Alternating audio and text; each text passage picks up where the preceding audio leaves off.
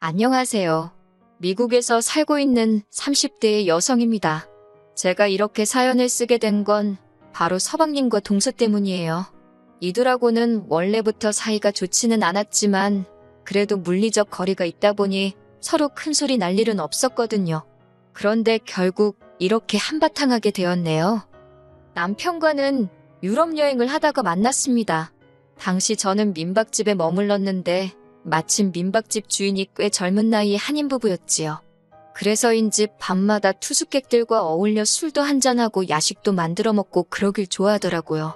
저도 한 이틀 정도를 같이 어울리게 되었는데 남편 역시 그 자리에 있었답니다.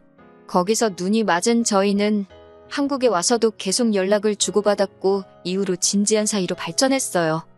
저희 남편에 대해서 이야기를 해보자면 일단 남편은 아래로 남동생이 있는 장남입니다. 시부모님은 건물주이시긴 한데 위치가 서울은 아니고 건물도 소위 꼬마 빌딩이라고 해서 주차장 없는 4층짜리예요. 공실은 전체의 20%도 넘는 것 같고요. 게다가 건물을 올릴 때 대출도 많이 받아서 몇 개 안 되는 점포에서 세받아 이자 내기도 바쁘다 들었네요. 그래도 건물주랍시고 어머님 아버님 두 분 다 목에 힘께나 주고 다니십니다. 걸핏하면 저희더러 그 건물 안 물려주신다고 협박을 하기도 하시고요. 저나 남편은 그 건물에는 전혀 관심도 없었기에 그런 협박이 크게 효과가 있지는 않았네요. 그런 집안의 예시당초 왜 시집을 간 거냐 궁금해하실 수도 있겠지만 저는 남편 한 사람만 봤어요. 연애하는 내내 매사 저를 배려해주고 책임감 있는 태도가 저에게 평생 이 사람을 믿고 살아도 되겠다는 확신을 갖게 해주었거든요. 그리고 어머님 아버님 건물이 아니어도 저희 두 사람 능력으로 사는데 어려움은 없겠다 싶었고요. 하지만 정말 생각지도 못한 복병이 있었으니 그건 바로 남편의 남동생이었습니다. 남편보다는 5살이 어리고 저희가 결혼할 때만 하더라도 도련님이었는데 작년에 결혼을 하면서 서방님이 되었네요. 말수적고 차분한 성격의 저희 남편과 달리 서방님은 즉흥적이고 사고를 잘 치고 철이 없습니다.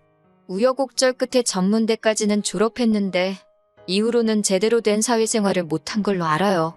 그러다 작년에 동서랑 결혼을 하면서 아버님 어머님이 당신들 건물 1층에 카페를 하나 차려주셨지요.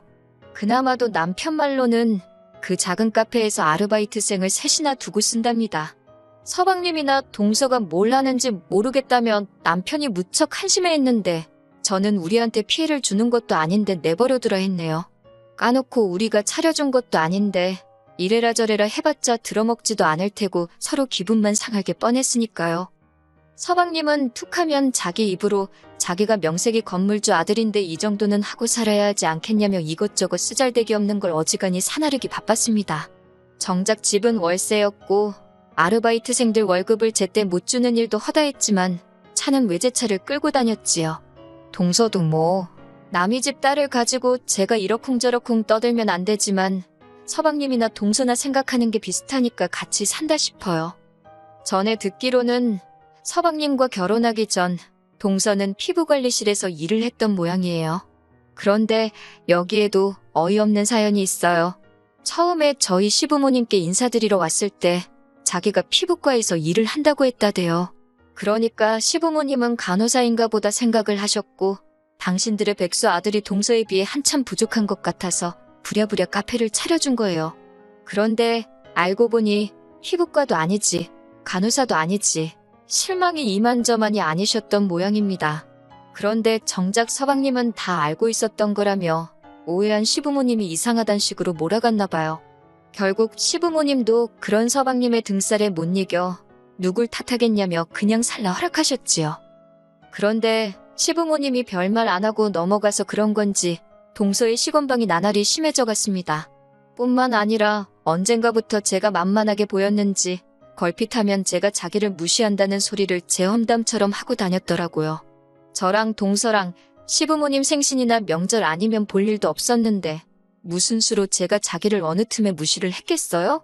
그런데 급기야 한 번은 서방님이 전화로 형수보다 한참 어린 여자라며 꼴사납게 질투 좀 하지 말랍니다.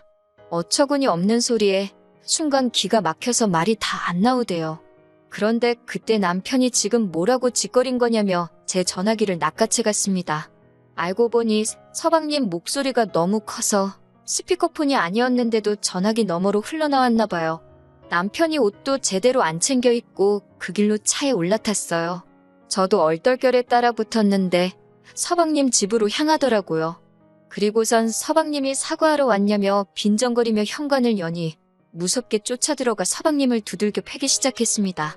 형수가 네 친구냐면서 어딜 기어오르냐고, 바저버릇하니까 똥인지 된장인지 분간을 못하냐며 서방님이 말대꾸 하려 들면 한 대 또 패고 한 대 또 패고 그러대요. 옆에서 악을 써대는 동서한텐 저한테 사과하라 그러고, 솔직히 내 남편한테 이런 면이 있었나 싶어서 놀라기도 했지만 든든하더라고요.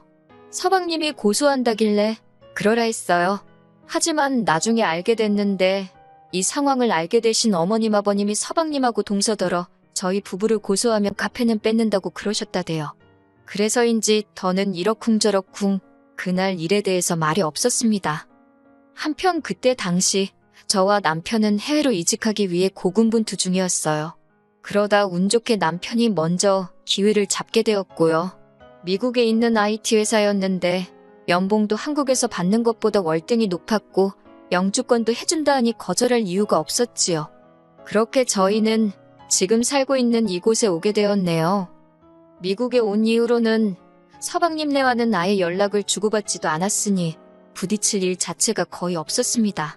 하지만 얼마 전 동서가 임신을 했다는 소식은 어머님을 통해 알게 되었지요. 제가 동서에 대한 좋은 감정이 있던 건 아니지만 그래도 가족인데 임신을 했다니 축하는 해줘야겠다 싶더라고요. 그래서 축하 전화를 했는데 연결이 되지 않았습니다. 처음엔 바빠서 그런가 싶어서 몇 차례 더 했는데 계속해서 연결이 안 되더라고요. 그러다 마지막이다 생각하고 한 전화를 서방님이 받았습니다. 그리고선 한다는 말이 지금 동서가 태교 중이니까 이런 전화는 하지 말라대요. 그 말을 듣는데 기분이 진짜 나쁘다 못해 더럽고 어이가 없더라고요. 제가 뭐 자기 태교에 악영향을 준다 그런 소린가 싶어서 너무 불쾌했지요. 돈이라도 얼마 보내줄까 하다가 지들끼리 어련히 잘 살겠냐 싶어서 그 마음도 접어버렸어요. 그런데 그 이후로 한 두세 달 정도 지났을까요? 소식 한번 전하지 않던 서방님이 어쩐 일로 연락을 해서는 동서가 미국으로 태교 여행을 가고 싶어 한답니다. 그런데 자기는 일이 바빠서 못 간다며 저더러 잘 좀 챙겨달래요. 제가 황당해서 태교 여행을 저희 집으로 오겠다는 거냐고 물으니 그러면 임신한 동서가 생판 모르는 남의 집에 가 있겠냐입니다. 어쩜 말 한마디를 해도 이렇게 얄밉게 하는지. 아무튼 저는 동서가 미국에 오는 거야 제가 막을 수 없지만 저희 집은 안 된다 했어요. 남편도 일하고 저도 막 프리랜서로 일을 시작한지라 할 일이 많아서 달리 신경 써줄 여유가 없다고요. 그러자 서방님이 형하고 얘기해본다면서 전화를 홀딱 끊어버리대요. 남편에게 어떻게 하기로 했냐고 물으니 자기도 안 된다고 했다고 걱정하지 말랍니다. 그래서 걱정 안 했어요. 이후로 연락도 없었고 아주 까맣게 잊고 살았지요. 하지만 그 전화를 받고 한 3주쯤 됐을 때였나 봐요. 서방님한테 전화가 와서 받으니 한다는 소리가 동서가 이제 막 비행기에 탔답니다. 몇 시에 도착하니까 늦지 않게 데리러 가달래요. 어이가 없어서 그게 무슨 소리냐니까 저번에 태교여행 간다고 하지 않았냐고. 듣다 말고 짜증나서 전화 끊어버리고 바로 남편한테 전화를 걸어 지금 이게 무슨 소리냐고 방금 들은 이야기를 전했습니다. 그러자 남편도 그거 완전 미친 엑스들 아니냐며 자긴 아무것도 모른다고 펄쩍 뛰더라고요. 임신한 동서를 혼자 공항에 세워둘 수도 없고 어쩌겠어요. 그렇다고 그대로 돌아가라 하자니 행여 저 때문에 애 잘못됐단 소리라도 나올까봐 무섭고 어머님한테도 전화가 와서는 당신도 설마 진짜 갈 줄은 몰랐다며 일단 공항에서 집으로 데리고 가달랍니다.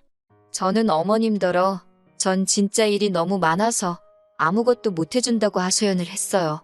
그랬더니 어머님이 괜찮다고 지가 알아서 하게 냅두랍니다.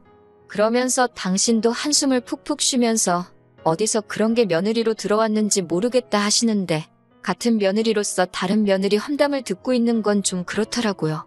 그래서 일단 알겠다 했지요. 그렇게 시간 맞춰 공항에 가니 한껏 꾸미고 온 동서가 무슨 못각 인형 마냥 고개만 까딱하면서 안녕하세요 그러더라고요. 아니 저럴 거면서 뭐 한다고 우리 집에 온다고 한 건가 싶어서 저도 한껏 예민해지대요. 아무튼 일단은 집에 데리고 와서 작은 방을 내줬습니다. 얼마나 머물 거냐 하니까 2주 생각하고 왔다길래 알겠다고 미리 말한 대로 나는 아무것도 못 해준다 했습니다. 그랬더니 또 고개만 까딱 알겠다 그래요. 그런데 이튿날부터 신호가 집안만 왔다리 갔다리 사람 정신사납게 굴더라고요. 제가 어디 안 가냐니까 말도 안 통하고 길도 모르는데 어떻게 나가냐고 하길래 택시라도 불러줄 거냐니까 택시 타는 건 무섭답니다. 제 차라도 운전하라고 내주고 싶었지만 동서는 국제면허는커녕 아예 운전면허가 없다대요. 내심 제가 운전해주기를 바라는 눈치였지만 저에게는 지 멋대로 온 사람 뒤치다꺼리를 할 여유가 없었습니다. 답답하겠다고 안 됐다고 해줄 말이 그뿐이었어요. 그래도 밥은 차려줬고 빨래도 제가 그냥 해줬습니다. 퇴근한 남편이 그래도 재수씨도 왔으니 나가서 밥이라도 먹자 그러대요. 그렇게 셋이 나가서 외식을 하는데 진짜 체하는 줄 알았습니다. 식사하는 내내 말도 한마디 안 하고 동서 표정이 뾰루퉁하더라고요. 왜 그러냐 물으니 그제서야 아무것도 아니에요 하고 한마디 하는데 이럴 거면 진짜 왜 왔나 싶더라니까요. 그렇게 한 일주일쯤 지났을까요? 신우가 어디다 막 전화를 하더니 저더러 받아보랍니다. 받으니까 서방님이에요. 서방님이 저더러 지금 임신한 사람 두고서 뭐 하는 거냐입니다. 웬 자다가 봉창 두들기는 소린가 싶어서 뭔 소리냐 하니까 임산부가 있으면 그 사람 배려를 해주는 게 기본 상식 아니냐면서 어떻게 자기 와이프를 데리고 쇼핑 한 번을 안 갈 수가 있냐고 그래요. 어이가 없어서 동서가 애냐고 따졌어요. 그랬더니 임신하지 않았냐입니다. 너무 열받아서 그 임신 내가 하라고 그랬냐고 그렇게 신경 쓰이면 와서 데려가라고 쏴붙였네요. 그러자 저더러 나이 먹었으면 어른답게 굴랍니다. 어린 동서 서운하게 하지 말라나 어쩐다나. 이튿날 동서더러 짐 싸라고 했습니다. 공항 데려다 줄 테니 한국 가라고 했어요. 지도 자존심은 있었는지 자기도 그렇지 않아도 돌아가려고 했다면서. 동서가 한국에 도착하고서 얼마나 생난일을 찾는지 서방님한테 또다시 전화가 왔습니다. 사람이 그러는 거 아니라면서 동서나 뱃속의 애한테 무슨 일이라도 생기면 다 제 탓이라나요? 그 소리를 들으니 정말 피가 거꾸로 솟는 기분이 돼요. 제가 서방님 떨어 애시당초 임신한 마누라 미국에 혼자 보내는 네 정신머리가 글러먹은 거라고. 네 새끼 잘못되면 정신 빠진 너랑 네 마누라 탓이지 그게 왜 내 탓이냐고 마구잡이로 쏴붙였습니다. 제가 아주 오냐오냐 해주니까 둘 다 눈에 뵈는 게 없는 모양이라고 이따위로 굴거면 나가 되져서도 연락하지 말라 했네요. 그리고 지금까지 연락은 하지 않고 있습니다. 아직 태어나지도 않은 애한테 악담할 생각은 전혀 없지만 부모 될 사람들이 심보가 저런 건 꽤나 걱정이네요. 시부모님은 여자 하나 잘못 들어와서 형제 사이가 이렇게 되었다며 저를 까는 건지 동서를 까는 건지 알 수 없는 소리만 계속 하시는데 속 편하게 못 알아듣는 척 그렇게 지내고 있어요. 남편도 어머님더러 쓸데없는 소리 하실 거면 연락하지 말라고 선을 딱 긋더라고요. 똥이 무서워서 피하나요? 더러워서 피하지. 지들 같은 새끼 낳아서 키워보라고 그 한마디는 꼭 해주고 싶네요.